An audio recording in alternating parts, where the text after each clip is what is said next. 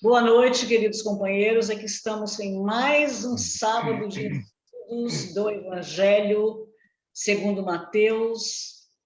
Nós estamos no capítulo 12, versículo 23, onde Mateus registra: todas as turbas ficaram extasiadas e diziam: acaso não é este o filho de Davi? E eles se referiam, segundo o versículo anterior, à cura que Jesus havia realizado no homem cego e mudo. Obviamente, na sinagoga, diante dos fariseus, né, que estavam sempre buscando algum motivo para prender Jesus, e Jesus fez essa cura, e a turba, todos os outros, as pessoas que estavam presentes, fizeram esse comentário. Vamos repetir. Todas as turbas ficaram extasiadas e diziam: acaso não é este o filho de Davi? E aí ele comentou a respeito da cura e sobre a mudez, sobre a cegueira, referindo-se à cegueira como também um problema nosso da aceitação, em ver a realidade da vida, ver as nossas dificuldades, ver as coisas erradas que nós fazemos, ou ver a verdade de Jesus, né, da própria lei divina, que está ao nosso lado, nos envolvendo em todos os momentos, nós não vemos.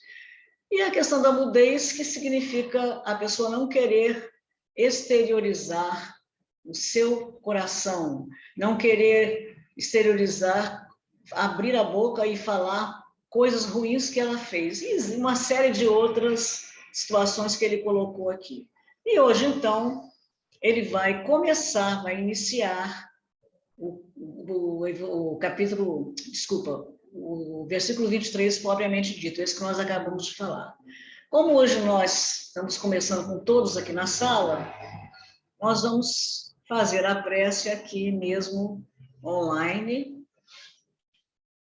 para que todos acompanhem. E para fazer essa prece, nós vamos pedir a colaboração de Antônio Carlos. Meus irmãos, vamos elevar o nosso pensamento ao Mestre Jesus, agradecê-lo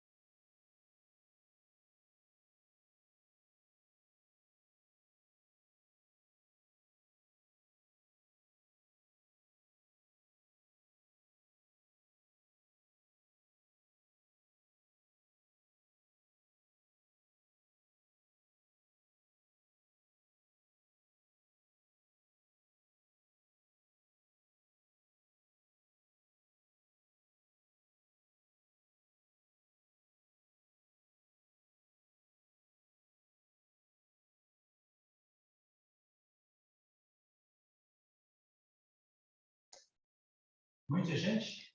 A sua caiu aí, Chico? Não sei. Mas as outras vezes estavam mais escassas. Bom, gente, eu espero que a gravação não interrompeu. Acho que não, né? Chico também está conectando. Então, gente, eu só queria comentar um pouquinho a respeito de Davi, o rei Davi, que é conhecido por todos pelos seus salmos. Davi era um pastor e ele era filho de Jessé. Naquela época existia mais essa questão de tribos, né? Já haviam as 12 tribos.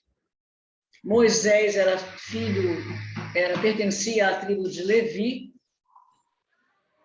Davi era filho de Jessé. Agora, eu não lembro a que tribo ele pertencia. Provavelmente o Aloysio Elias vai falar. Mas dessas 12 tribos, foi formado o Estado de Israel e foi formado Judá, da tribo de Judá. Houve separação, divisão, por desconhecimento ou por não concordância de vários pontos.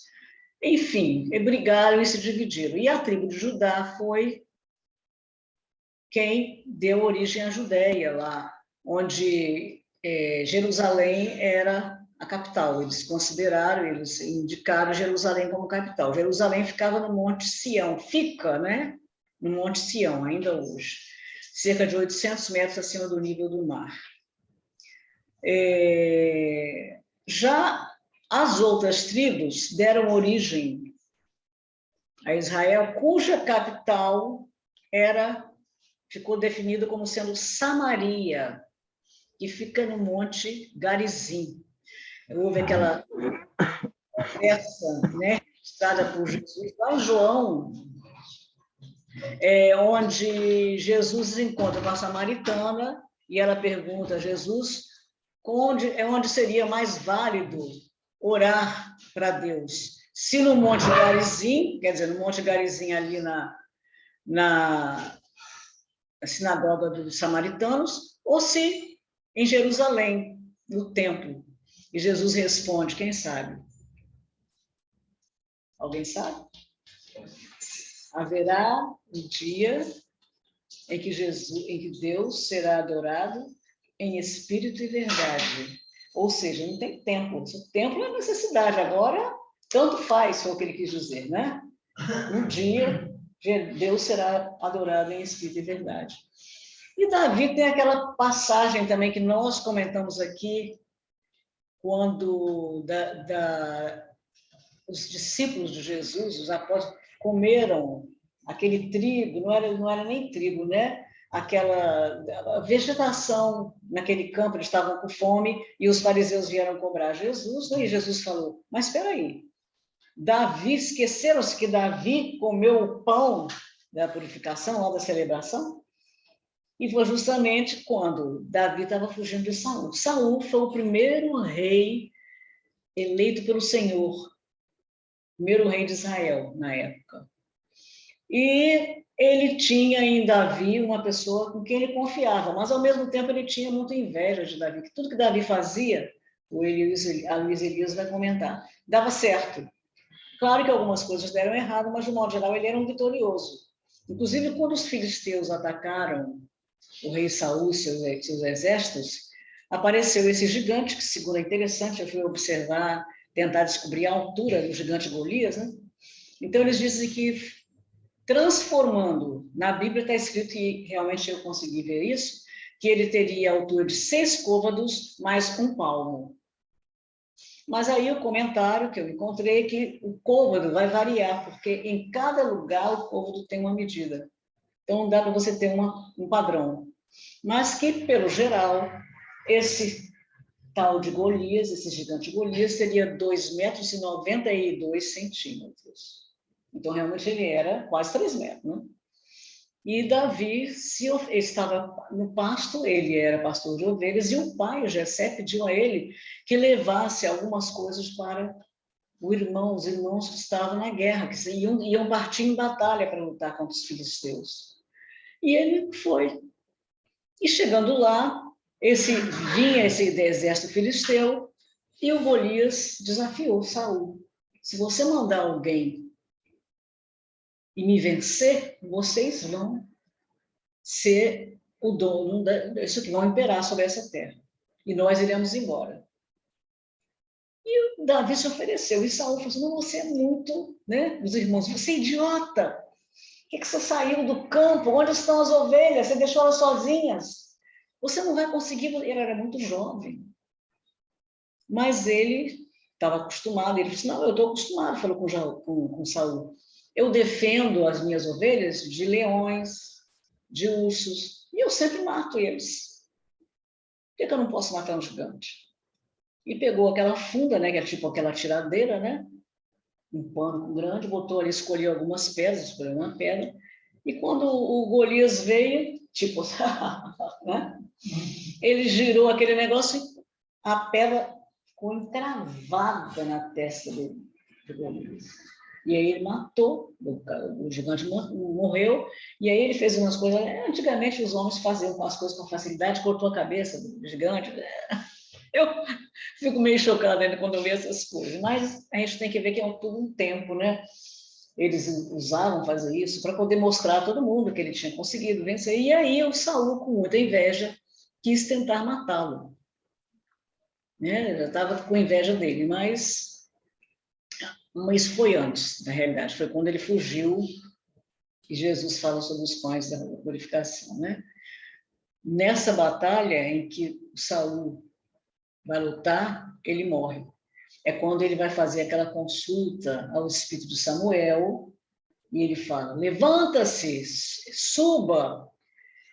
Ele foi chamar aquela profetisa de Endor, e Moisés havia proibido a comunicação com os mortos. E quando ele foi conversar, perguntou aos soldados dele se alguém conhecia alguma profetisa, alguma... E eles disseram que conheciam, e ela falou, eu não posso, é proibido, eu posso morrer. Eu sou o teu rei, e eu estou mandando. Faze subir a Samuel. Samuel tinha reinado antes dele, mas não era o rei dos judeus. Ele foi o primeiro rei de Israel, né? E aí, quando Samuel subiu, né? De repente até estava embaixo mesmo, ele não sabe. Ele perguntou sobre a batalha do dia seguinte, e Samuel falou assim, você vai morrer. E realmente ele morreu, o filho Jonatas dele morreu também. E aí a gente vai ver agora, Davi assumiu Davi, então, por causa da sua vitória sobre... Ele ficou com muita pena de Saul ter morrido, porque ele gostava de Saul, e o Jonatas, filho de Saul, era muito amigo dele. Aí chorou, fazem aquela coisa, né, de chorar o morto, fazem toda aquela cerimônia, né, tem uma cerimônia, rasgam as roupas para dizer que estão sentidos, estão sofridos, etc. E ele foi eleito pelo povo o rei de Israel. Ô, Gisela, Foi. engraçado que nos tempos de hoje a gente fala, quando a pessoa tem um espírito, fala que o espírito baixou, né? E lá ele falou, faça subir. Subiu. Faze subir a Samuel. Faça subir. Pô, hoje ele fala, faça baixar o Samuel aí. Mas então é isso. E aí o Davi vai reinar, vai fazer o salmo, ele vai ter várias concubinas, vários filhos, né? Um dos filhos é o Salomão, o famoso rei, né?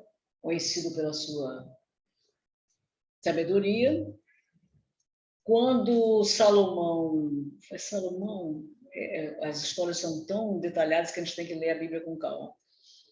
Vai para Jerusalém, ele leva a Arca da Aliança. A Arca da Aliança é o que continha os 10 mandamentos, né? E que tem muita gente procurando. Eu assisto um programa, eu acho muito interessante, eu, Jesus e Gil, a gente fica lá grudado. Todo domingo, às 10 horas, a maldição de Ocalha. Ocalha, em inglês, quer dizer a Ilha do Carvalho, né? Então, existe ali uma história de que teria havido, que existe um tesouro enterrado há 200 anos. E várias pessoas, 6 pessoas já morreram procurando o tesouro. E, segundo a lenda, o tesouro vai ser encontrado quando morrer a 7ª. E a gente fica torcendo para ninguém morrer.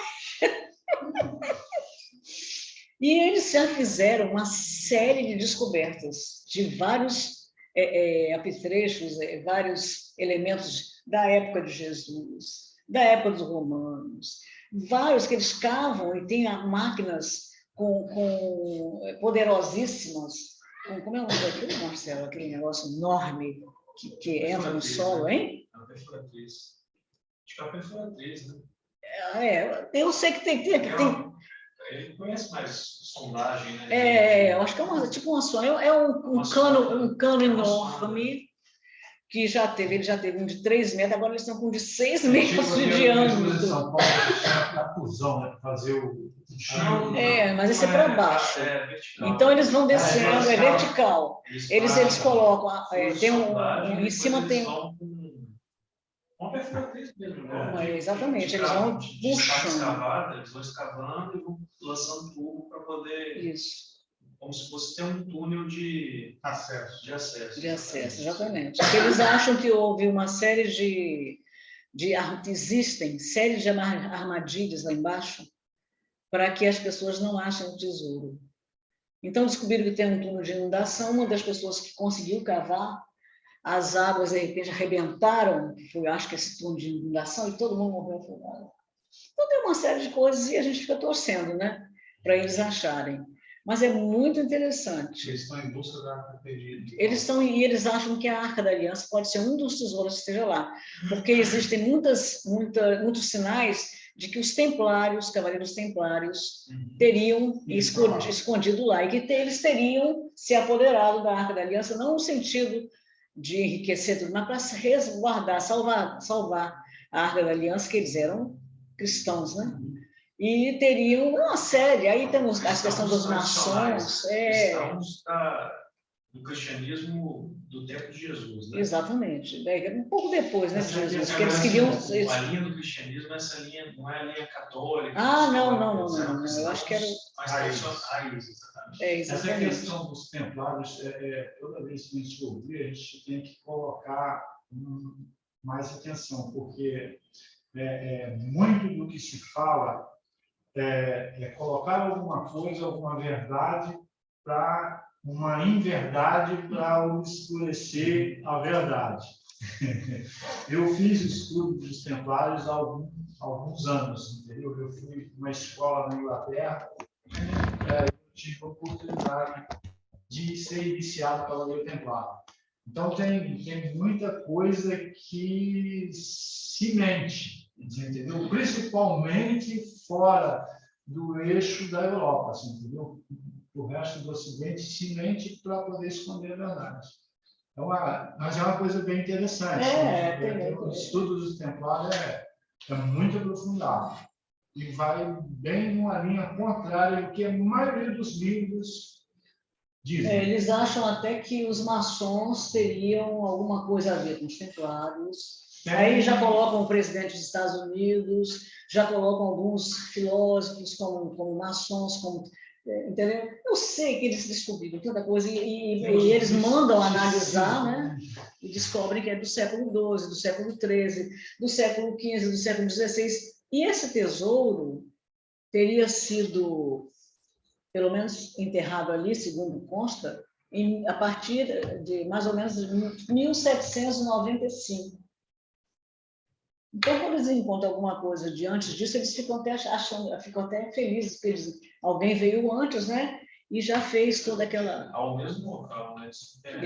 E aquilo ali é onde? Essa ilha fica lá em cima, já no final dos Estados Unidos e na Nova Escócia, no Canadá. Não dei importância a essa série, não.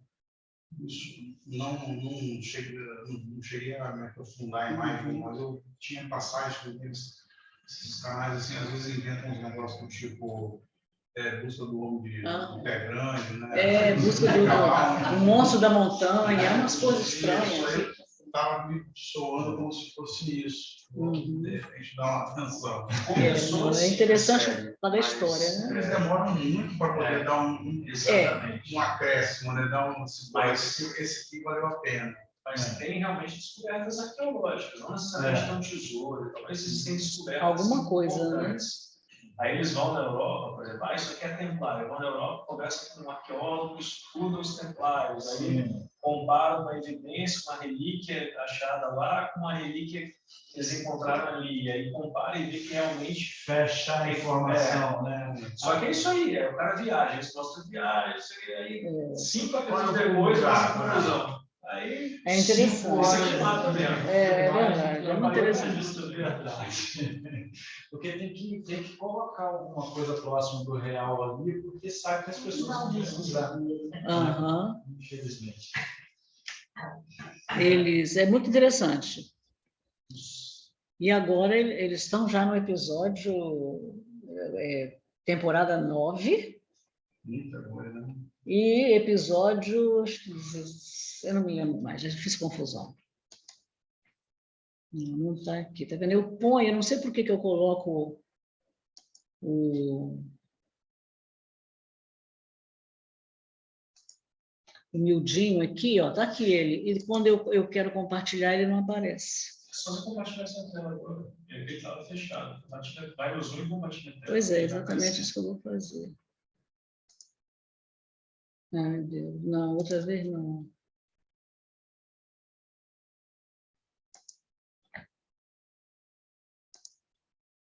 Aí. Agora tá.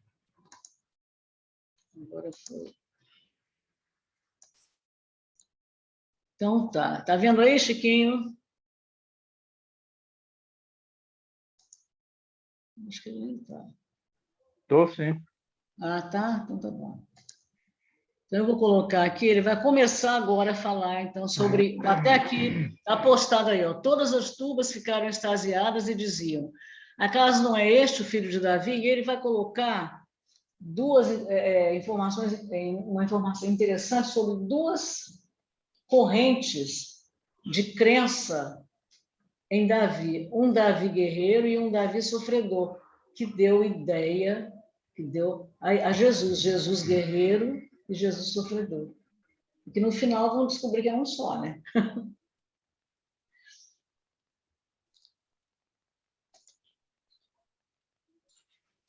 3 diz assim: todas as turbas ficaram extasiadas e diziam: acaso não é este o filho de Davi?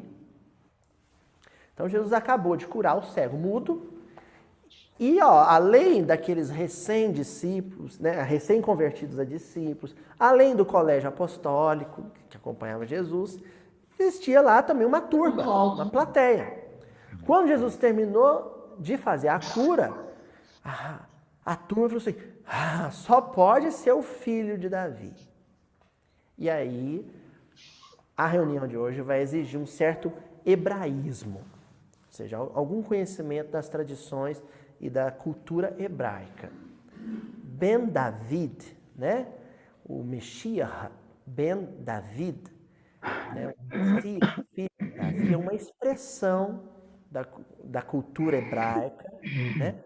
Que eles utilizavam, os hebreus daquele período, né? Os descendentes da tradição judaica hoje ainda também utilizam, né? Os rabinos, os doutores, os mestres da lei utilizavam quando eles iam falar de um Messias prometido pelas profecias. Aloísio, como assim um Messias? Não é o Messias? Curiosidade. Não. São dois Messias. Eles esperam dois Meshiach, dois ungidos, dois Cristos.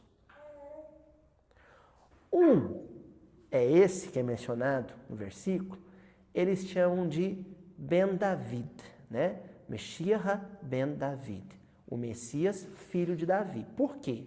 Esse Messias, ele é da casa de Davi, ele é um descendente de Davi, ele é um herdeiro da família de Davi e, portanto, da tribo de Judá, que era a tribo do rei Davi.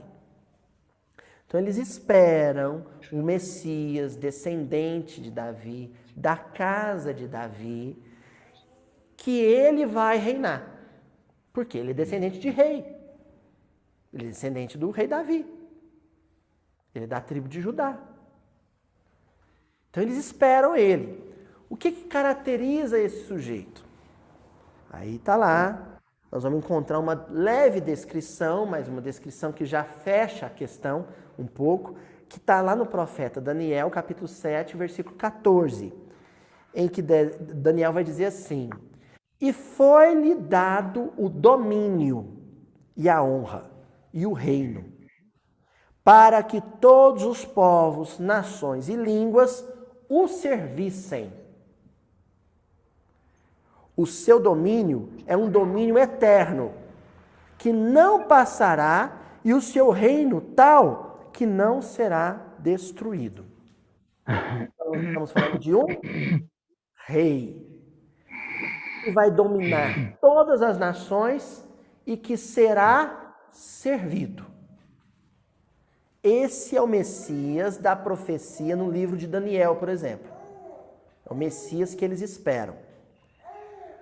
Só que existem outros profetas que, quando vão descrever o Messias, descrevem de outra maneira.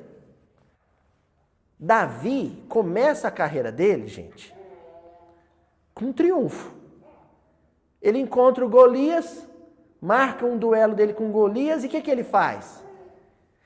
Ele dá uma surra no Golias, ele dá uma pedrada no meio da testa do Golias, com um golpe ele derruba um gigante. Então, toda a trajetória de Davi é marcada por vitórias. Ele é um vencedor. Vence, vence, vence, vence. Triunfa, triunfa, triunfa. Ele domina, conquista, ergue o império. É o rei Davi. O que define Davi é a vitória. É um vencedor. Sabe? É um cara que tem um mindset. É um cara que tem, assim, né, um feeling muito legal, e que ele faz assim e as portas se abrem para ele. O Messias descendente de Davi vai ter essa característica.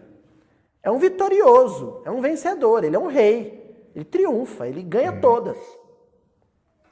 Tá certo? Mas se você vai, por exemplo, no profeta Zacarias, no capítulo 9, versículo 9 de Zacarias. Olha como é que Zacarias vai descrever o Messias aguardado. Alegra-te muito, ó filha de Sião. Exulta, ó filha de Jerusalém. A nação descendente de Jerusalém, de Sião, povo de Israel. Eis que o teu rei virá a ti, justo e salvador, pobre e montado sobre um jumento, e sobre um jumentinho, filho de jumenta. E não um jumentão, não. É um jumentinho cheio de sarna. É um jumentinho mequetrefe. Cheio de pulga, de carrapato. Descadeirado. Pobre e montado num jumentinho. Pobre. Aí Israel desse tempo, o povo hebreu nesse tempo, falou, espera aí. O Messias é um galã, fortão, bem de vida, que vai vencer todos os inimigos, ou ele é um pobre coitado, morto de fome em cima do jumento? Sabe como é que eles resolveram o problema? São dois. São dois. Um, quando é descrito, diz que todos o servirão. O outro, quando é descrito, se diz que ele será o servo de todos. E vai ser pobre. E aí Isaías vai muito além disso, né? Isaías vai dizer que ele vai ser humilhado, ferido, abatido como um cordeiro no abatedouro. Isaías vai descrevê-lo como um servo sofredor, não é um servo bem de vida, não. Não é o servo queridinho do patrão, não. É um servo sofredor. Enquanto o profeta Daniel, por exemplo, vai descrevê-lo como o rei dos reis. Aí eles resolveram da seguinte maneira. Não, vamos explicar. São dois. Um vai vir depois, o outro vem primeiro, vem um pouquinho antes. O bonzão da boca, né? O reizão, é descendente de Davi. Ben David. E ele, quando vier, é para reinar. Para sempre. Sobre todos. E o mundo vai se curvar diante dele. Agora o outro é um servo sofredor, anda de jumento, passa fome, né? Vai ser professor, inclusive. Esse outro pobre coitado aí, o que acontece com ele? Ele não é descendente de Davi, não pode ser. Lembrando que Gesiel, quando conversando com Simão Pedro, primeiro ele delirava, né? Ele falava as passagens de Isaías, e depois conversando com Simão Pedro, e ele disse que ele esperava o Messias, mas ele esperava o Messias de Isaías, o Messias que vinha para servir a todos. E quando Simão Pedro disse que o Messias já havia vindo, ele disse, ele cairá, né, como uma cana quebrada ao vento, não sei lá, será martirizado. Ele cita o que Isaías fala de Jesus, que realmente foi o que aconteceu. Né? É interessante isso. É interessante que Jesus são os dois Messias. A questão é que o orgulho nos deixa cego, né? E acha que o rei é aquele cara pomposo, cheio de ouro, aquele que manda comanda e mobiliza massas E vão para a guerra, né? Vão para a guerra ou vão para banquetes, né? E Jesus é os dois, realmente triunfa sobre todos e comanda todos. E ele também é servidor de todos. É exatamente isso que ele vai falar no filme. Que na realidade. Eu acho que talvez é o fruto da nossa inspiração mais carnal, vamos falar assim, materialista, que quer que seja dessa forma, um rei soberano, cheio de ouro, que é o que tinha na época, né? A gente não pode também. Qual que é a realidade? Se a gente falar de um rei até hoje, rei é aquele que está lá no palácio de Buckingham, com ouros, consumindo os impostos, é aquela figura imponente que não tem uma posição ativa, mas todos se curvam diante dele. Então, assim, né, é soberano, realmente. E se você falar para uma pessoa ter uma interpretação mais limitada, rei é isso. Então, se você está esperando um rei, a palavra rei é isso. Mas no contexto planetário, Jesus é um rei. Com certeza. No sentido literal, de fato. Né? Mas de uma maneira diferente. Né?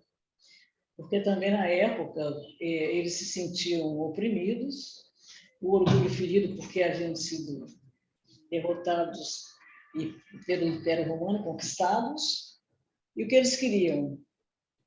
Um Messias que viesse libertá-los do jugo romano e que, vingasse deles, dominando todo mundo conhecido. A história do Êxodo coloca Moisés e Deus, né, em primeira pessoa no sentido de proteção.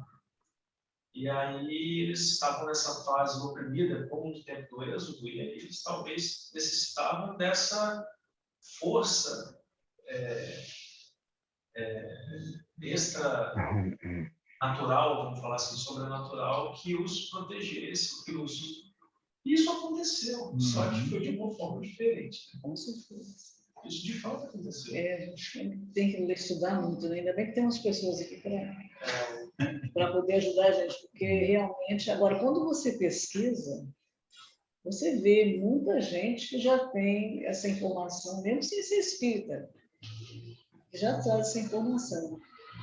Informações muito interessantes, muito profundas. Principalmente se você entrar no site judaico e pesquisar, fazer uma pesquisa, você vai ver que eles já têm uma informação que a gente acha que não tem.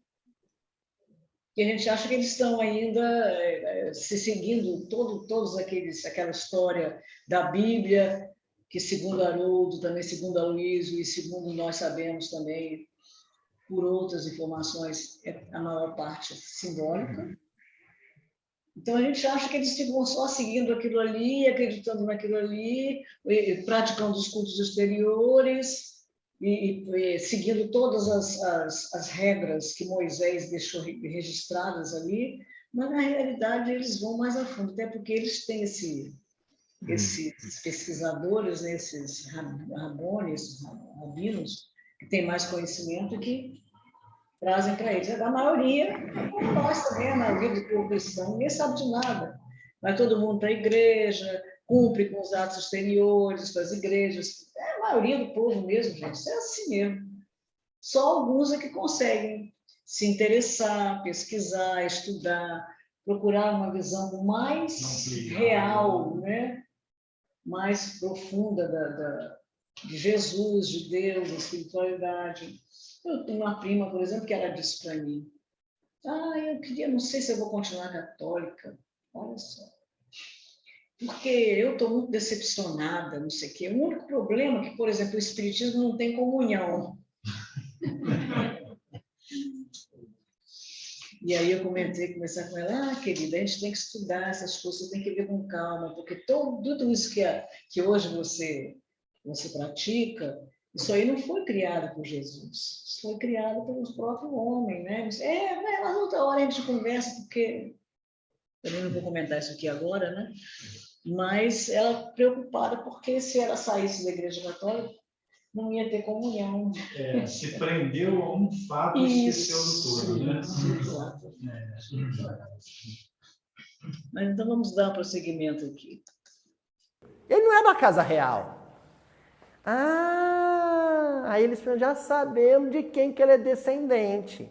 Foram buscar no histórico das tradições hebraicas e lembraram que na casa de Israel, das 12 tribos, dos 12 filhos, aliás, né? As 12 tribos se estabelecem depois, mas dos 12 filhos de Jacó, do pai Jacó, teve um que apanhou dos irmãos, então ele aparece na Bíblia tomando uma surra. Alto, né? Enquanto Davi aparece na Bíblia dando uma surra, esse outro aparece tomando uma surra.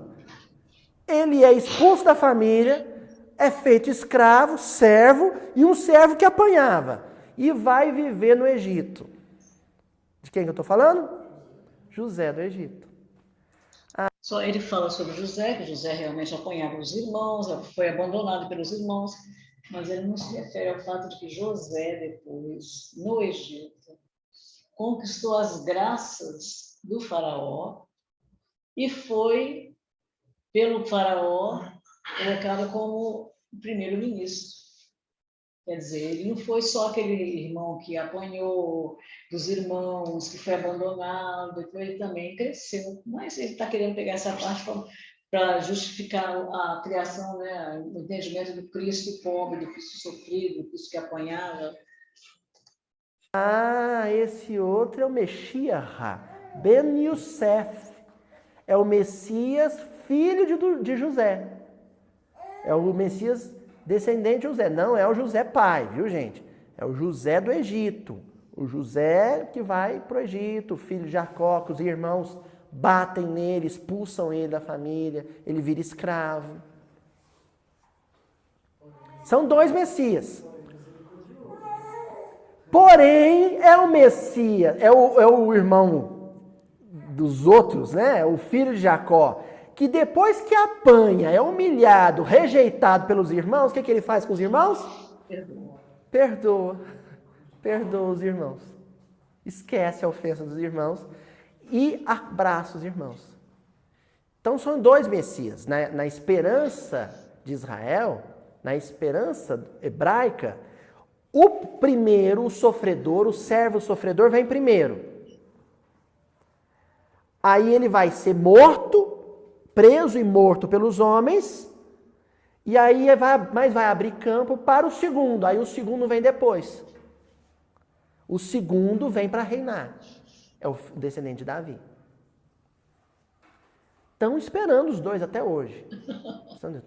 Primeiro vem o Messias Ben Yosef, da casa de Efraim, ele é da tribo de Efraim, descendente de José, do Egito, e ele vem primeiro. Vai ser humilhado, vai ser preso, vai ser morto, mas vai inaugurar a era messiânica, e depois vem o descendente da tribo de Judá, filho de Davi, e esse é o Rei dos Reis.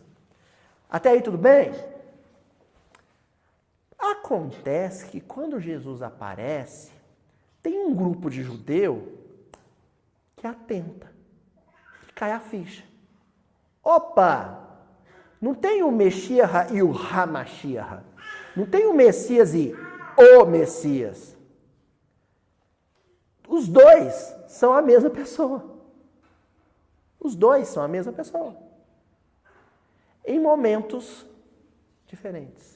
Em circunstâncias diferentes, em mundos diferentes, em reinos diferentes.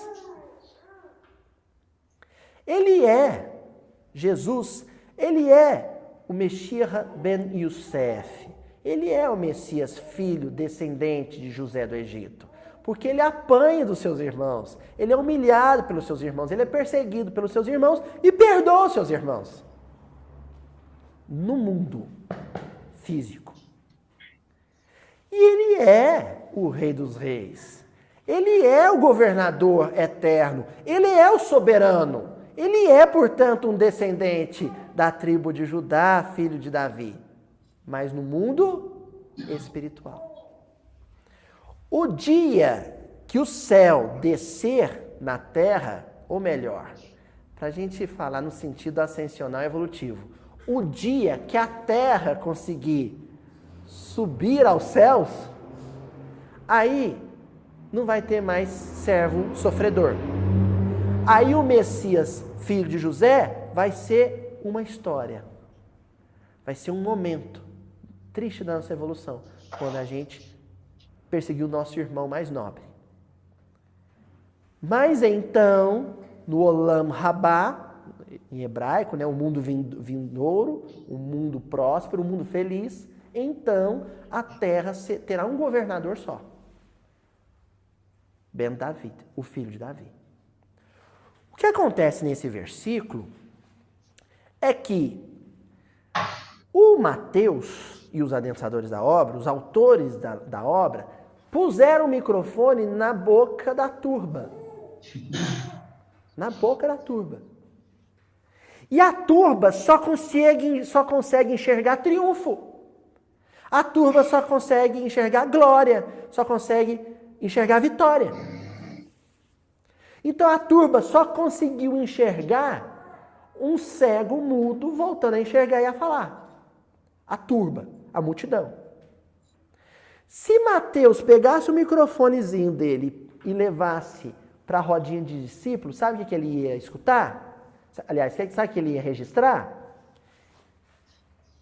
Esse aí, acaso não é o Messias, filho de José do Egito? Sabe por quê? O discípulo já era capaz de enxergar e perceber que Jesus estava curando, triunfando, mas também tinha percebido a malícia e a perseguição do fariseu. Olha, ele é o Messias, mas não porque está fazendo assim, curando um cego, mas porque está sendo perseguido e perdoando quem o persegue. Porque os seus irmãos estão perseguindo ele. Esses fariseus estão perseguindo ele. Então a cena tem um dito explícito e um dito oculto.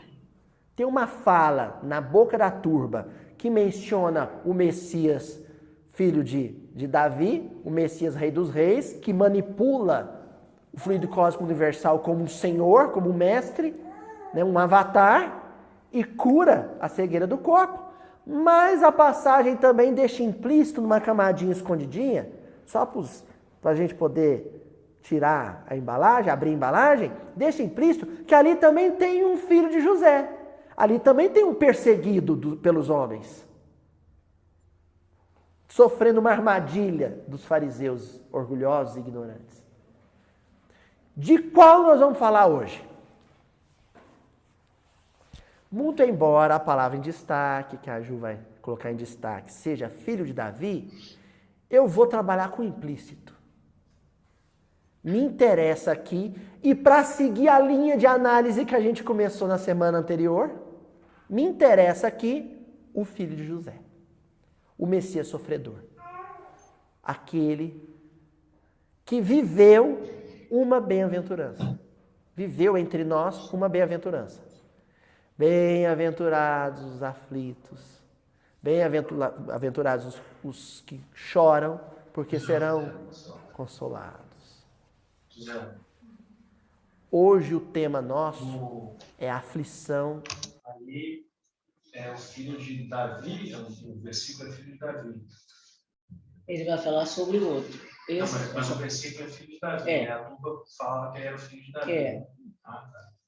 E eu acho interessante que é tudo uma questão de contexto, né? Porque, em verdade, Jesus precisa de ser filho de Davi, ser de Davi, Jesus é.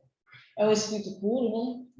Mas para poder situar o nosso pobre entendimento, né? Entendimento dos hebreus, dos judeus, nós mesmos como cristãos, tem que trazer toda essa simbologia para poder entender.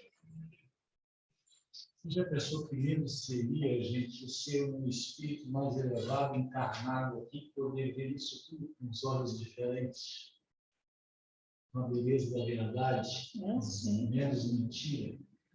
Que bela visão a gente faz todos,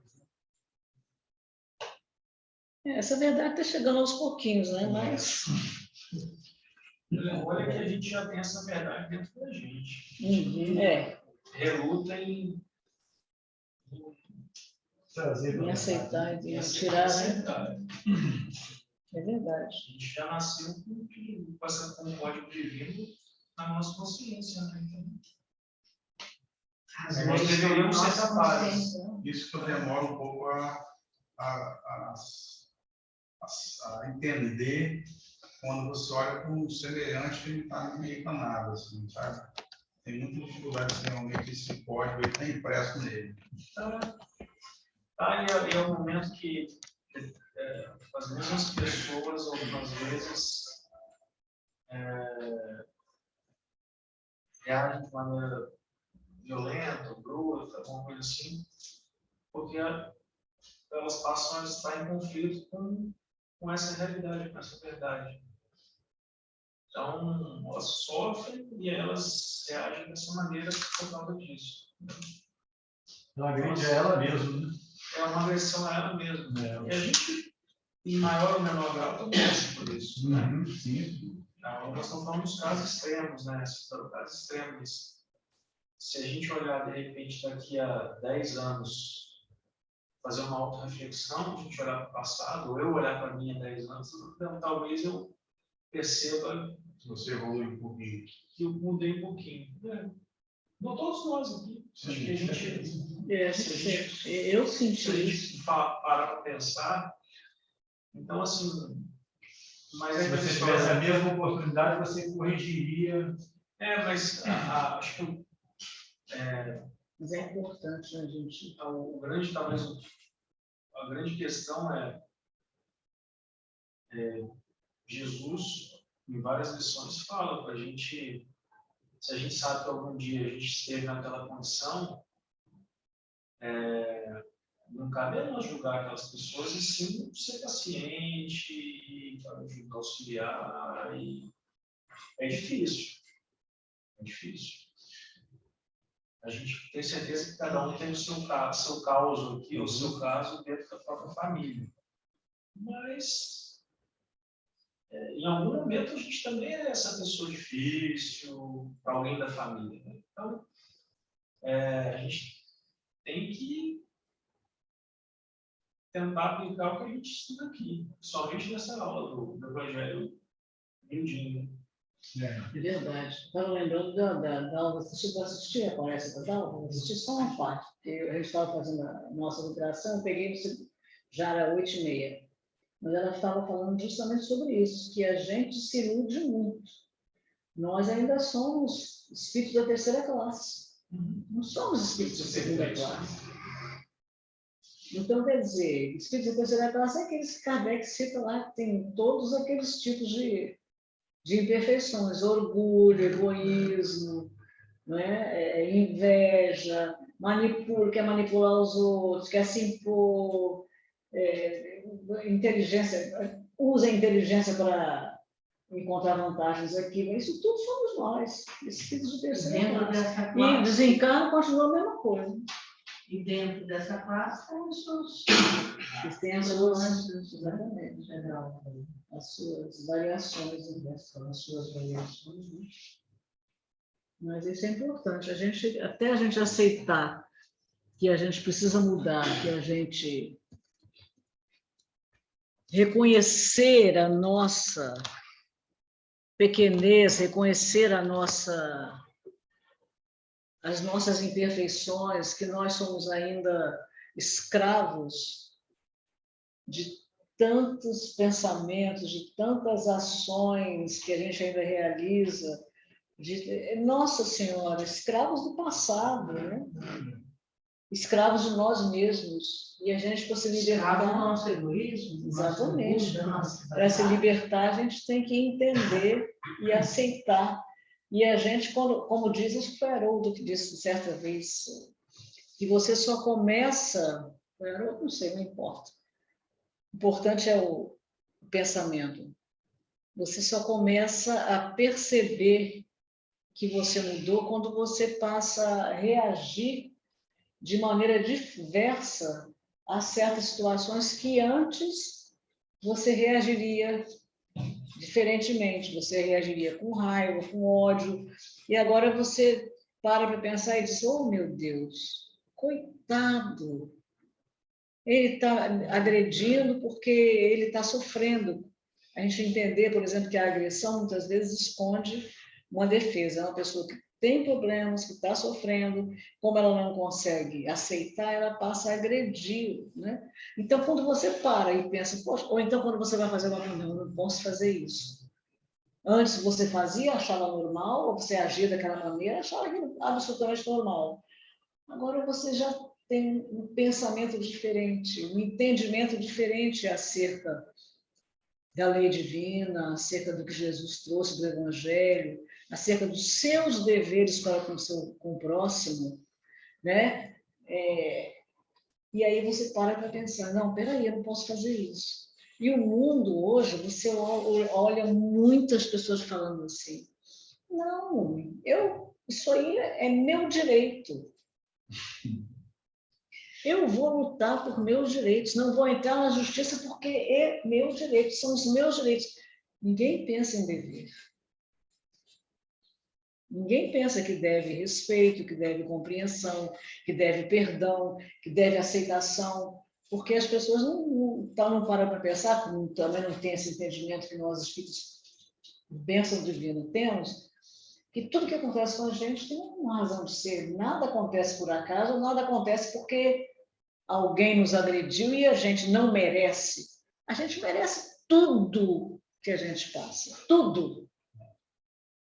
E se a gente não merecer, é porque a gente tem que provar que a gente já perdoou, já aceitou. É a lição de casa, né? Vamos ver se você realmente já aprendeu isso. Vou te dar isso para poder você ver como é que você reage. É isso aí. Eu acho que nós vamos parar por aqui hoje. Minha conversa nossa, hein? Esse cara de Japão é demais. O tamanho legal, a gente essa que é a questão. Tá, livre-arbítrio, né? É verdade, é O que a verdade. gente faz, depende da pescada. É bem legal. Não escolhe direito, né? Eu hoje vou pedir a nossa querida... Eu vou terminar aqui primeiro para a gravação, depois a gente faz a pressa, né? Eu quero agradecer a presença de todo mundo, de todos que nos acompanharam, ou que nos acompanharão, os internautas que nos acompanharão posteriormente. Nós vamos parar aqui.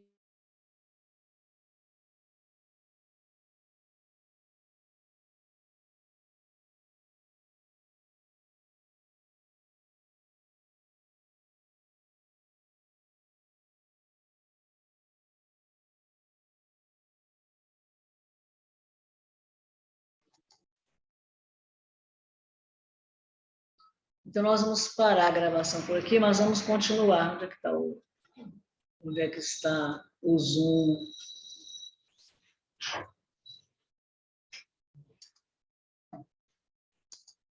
Aqui. Vamos parar a gravação. Bom domingo para quem está nos assistindo, quem vai nos assistir.